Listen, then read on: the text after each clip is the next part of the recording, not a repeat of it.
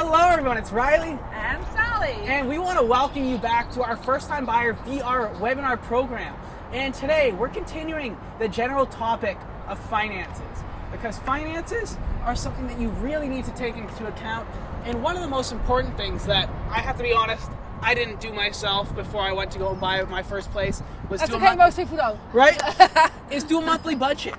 And a monthly budget can consist of basically everything that you spend in a month. And what can that mean? Like from the biggest thing to the most minute thing. What is included in that budget? Well, first of all, it's a great idea to do a budget.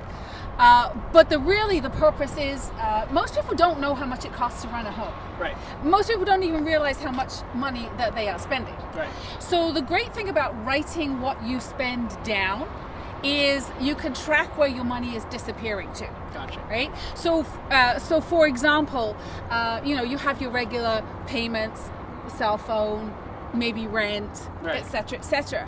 It's usually the little incidentals that suck up your money. Right. Right? So it's how many times do you go to the coffee shop on a regular basis? 2 or 3 times a day, $3-4 a pop, $5 a pop.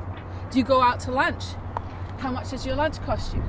So all of those things add up. Right. So what I would generally suggest you do is take your net monthly income, right? Not gross, because you don't take gross home. Right. Take your net monthly income and then add up every single incidental expense that you spend your money on. Mm-hmm. Deduct that from your net monthly income. Right. Hopefully you've got something left at the end of it. That'd be nice. And to actually make that, it sounds like a lot, but we've actually done a breakdown. We have a form that I'll put in the description here, and you'll basically be able to download this budget planner and plot out exactly how much you spend on coffee, how much you spend on groceries, everything. It's tracked, and it makes it so nice to visually see, okay, do I really need to spend $300 a month on coffee? Exactly. Are there certain ways that, if I do have the goal of wanting to buy a home in, say, a year, what do I need to do to facilitate that? And how do I control living beyond my own means?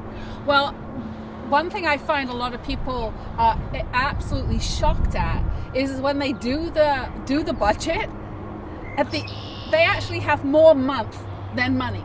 Right. What does that mean?